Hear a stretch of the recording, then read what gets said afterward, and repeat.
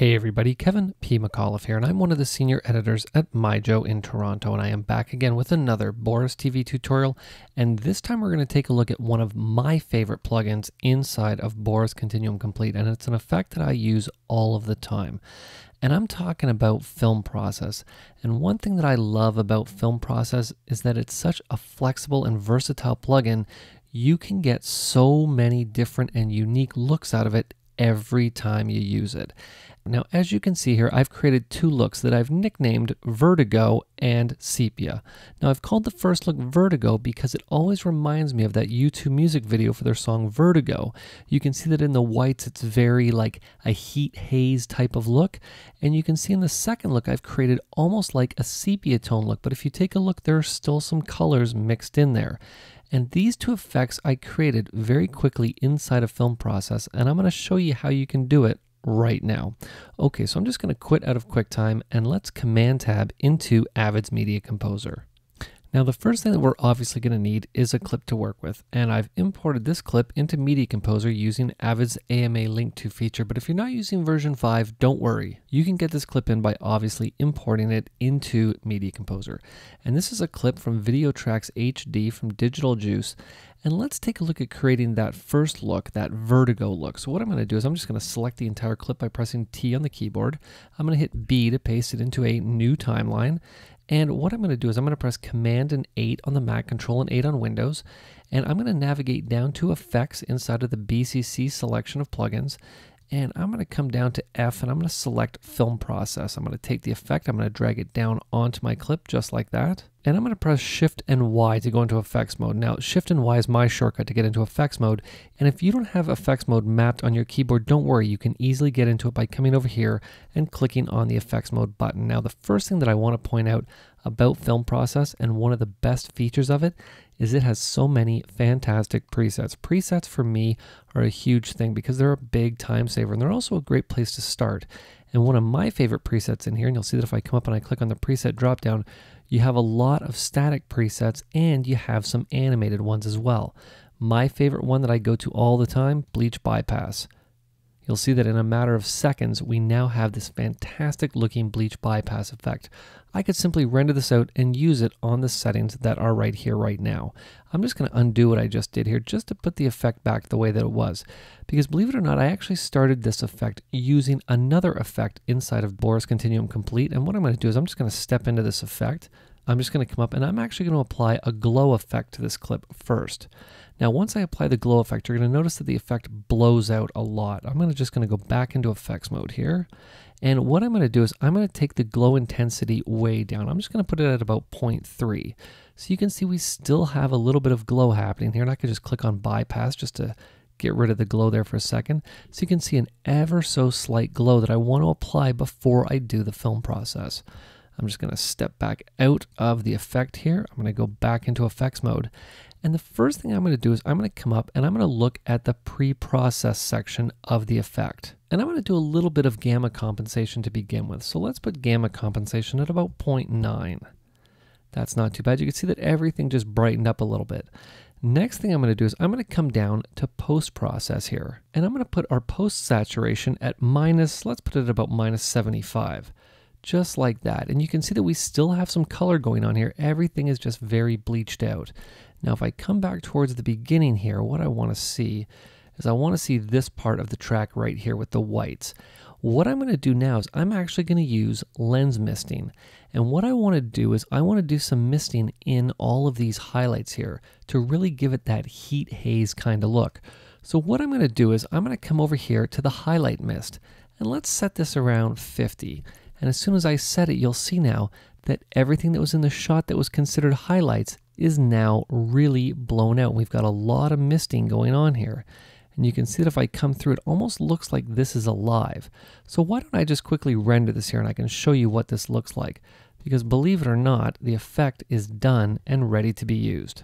And you can see now that when our render's done, if I just go back into edit mode and I come back here and hit play, that now it looks like our shot was taken on a really, really hot day and the image is almost like it's blown out.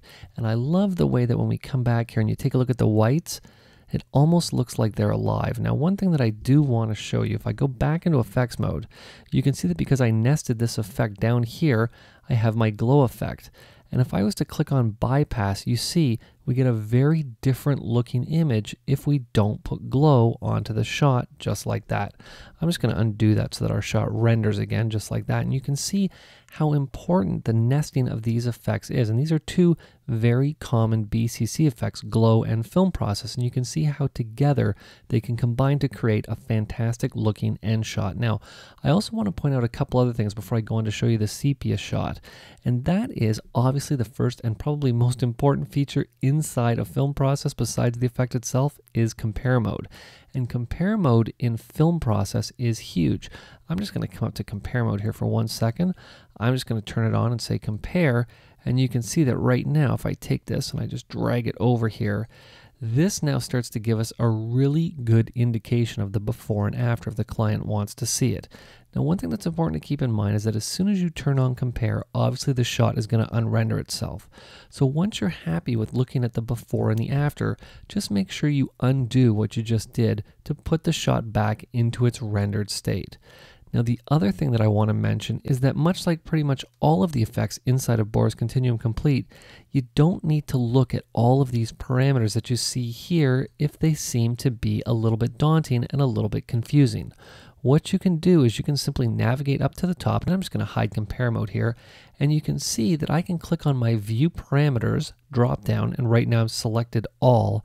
I'm just going to come down to easy mode, and you'll see that as soon as I switch to easy mode, I've now eliminated a lot of the parameters that were in there, and I only have the ones that I'm going to use to directly impact the film process.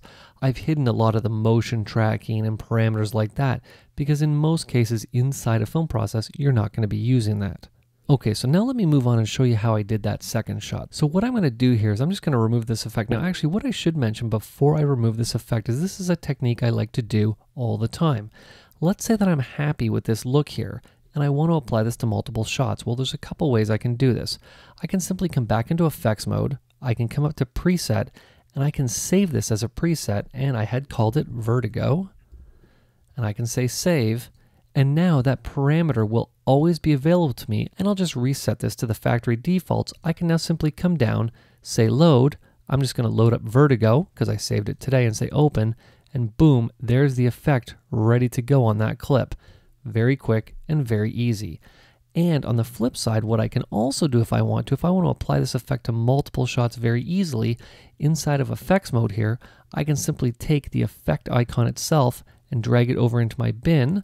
And you'll see now what it's telling me is that some of the items arriving in the bin are currently marked not to display in this bin, but the item has arrived safely. What that's basically telling me is that if I come up to bin and I say set bin display, I basically have my effects turned off. If I turn them on and say okay, you can see there's the film process effect right there. And I can simply call it Vertigo. And once I remove this effect here, and let's just click on our remove effect button, you'll see I still have the glow. Now all I have to do is simply take Vertigo, drag it and drop it on there, and there's the effect ready to go. Very quick and very simple. And of course, this can be done to multiple clips down the timeline at the same time. Okay, so I'm just going to set my bin display back. I'll just select my bin here. And let's make sure I've got it selected. I'm just going to say bin, set bin display. I'm just going to turn effects off. And the reason that I like to work like this is because many times I'll have so many titles inside my bins and I want them to be there. I just don't want to see them. So by doing that, I can just make sure that I'm just looking at my sequences and just looking at my clips. Okay, so I'm going to hit F5 on my keyboard because that's my shortcut to remove an effect. And I'm just going to remove the glow as well. And let's hit Command and 8 again, just to make sure that we've got our effects palette here. And I'm going to select Film Process, drag it onto our clip, and let's create that sepia look. Now this one is even easier to create than the Vertigo one was. I'm just going to hit Shift and Y, and I'll just make sure that my clip is selected here, just like that. So by pressing Shift and Y, go into effects mode, or remember, you can always come over to your effects mode button right here. And what I'm going to be doing here is just a simple pre and post process. I'm not going to use any lens misting or film tinting for this effect. So what we're going to do first of all is I'm going to set my gamma compensation to be about 0.8, and I'm going to set my saturation to be about -55. Just like that. So everything is very, very desaturated. What I'm going to do now is I'm going to come down to my post process. I'm going to come down to the post saturation, And I'm going to set that to be about minus, let's say about minus 65. And now what I'm going to do, is I'm going to set the warm cool balance to be about minus 26. And you can see, just like that, I've now created a very sepia looking shot in about 2 minutes inside a film process. That's the one thing that I love about this effect. You can create effects that are very simple or create effects that are very complicated very quickly and very easily, all from just within the film process interface. Now, if you want to get into more complicated looks, what I normally tell people to do is to start out by looking at the presets. Apply a preset, like in the example I used before, I used Bleach Bypass. Apply it to your clip and take a look at what the parameters are that go into creating that look. That's the easiest way to break down a film process. And then you can use that as a starting point to build your own presets. You can see that we started out here. If I come up to the presets drop down, you can see that I started out with 26 presets, and in a matter of minutes, I bumped that up to 27. Just imagine how many presets you're going to have after working with film process for a week. So if you have any questions, comments, or tutorial requests, you can send them to support@boriseffects.com. This has been Kevin P. McAuliffe. Thanks a lot for watching.